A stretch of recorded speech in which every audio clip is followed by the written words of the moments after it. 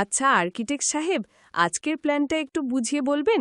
আমি পুরো ড্রয়িংটা ভালোভাবে বুঝতে চাই। অবশ্যই। এই বাড়িটা মোট 39-0 বাই 44-0-10 মাপের একটা রেক্ট্যাঙ্গুলার স্ট্রাকচার। সামনের দিকে একটা সুন্দর পোর্চ রাখা হয়েছে, যার মাপ 10 foot 8 inch by 9 foot 2 inch. এখান থেকেই মূল প্রবেশপথ। বাহ, সামনে তো দারুণ এন্ট্রান্স লাগছে। তারপর ভেতরে কি আছে? পোর্চ থেকে ঢুকলেই মাঝখানে সিঁড়ি ব্লক। এর মাপ 11 ফুট 4 ইঞ্চ বাই 14 ফুট 0। এই জায়গাটা ডুয়েল ইউজ হিসেবে রাখা হয়েছে, অর্থাৎ একই স্পেসে ওপরে ওঠানামা দুটোই হবে।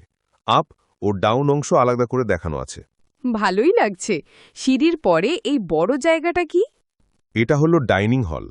মাপ 21 foot 4 inch by 12 foot 5 inch. এটা পুরো ঘরের কেন্দ্রবিন্দু। চারদিকে যেখানেই যাওয়া হোক, ডাইনিং থেকেই সংযোগ পাওয়া যাবে। আমি দেখি দুপাশে 4টে বেডরুম আছে। ঠিক বলেছেন। প্রতিটি মাস্টার বেডের মাপ 13 ফুট বাই 14 ফুট।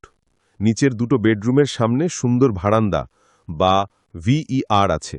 মাপ 13 foot 4 inch by 4 foot 3 inch. উপরের দুটো বেডরুম ডাইনিংয়ের পাশে সংযুক্ত। তাদের পেছনে ওয়াশরুম আছে। এই বাথগুলো প্রতিটি একই সাইজের মনে হচ্ছে।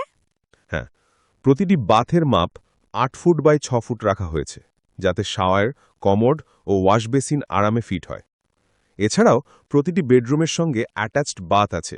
প্রাইভেসি বজায় রাখার জন্য এটি খুব গুরুত্বপূর্ণ। ওপরে দেখি ওপেন কিচেন লেখা আছে, এটা একটু বলবেন? ওপেন কিচেনের মাপ 11 ফুট 4 ইঞ্চ বাই 9 ফুট 0। এটি ডাইনিং স্পেসের সঙ্গে সংযুক্ত, যাতে রান্না ও সার্ভিংয়ের সময় চলাচল সহজ হয়। ওপেন ডিজাইন হাওয়ার চলাচল ও ভিজুয়াল স্পেস বাড়ায়। মানে এটি 4 বেডরুম, 4 বাথ, একটি কিচেন ও বড় ডাইনিং সহ পুরোপুরি ফ্যামিলি হাউস ডিজাইন। একদম ঠিক। এটি 4 bedroom plus 4 attached bath plus একটা ওপেন কিচেন প্লাস বড় ডাইনিং সহ সিঁড়ি ও পোর্ট সহ ফাংশনাল প্ল্যান।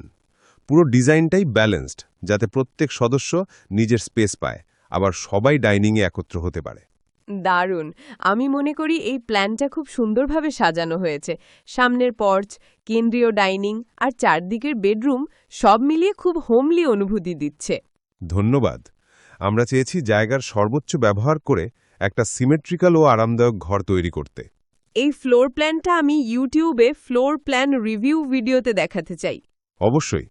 এটা দেখলে অনেকেই বুঝবে কিভাবে একটা সিমেট্রিক 4 বেডরুম হাউস সুন্দরভাবে সাজানো যায়।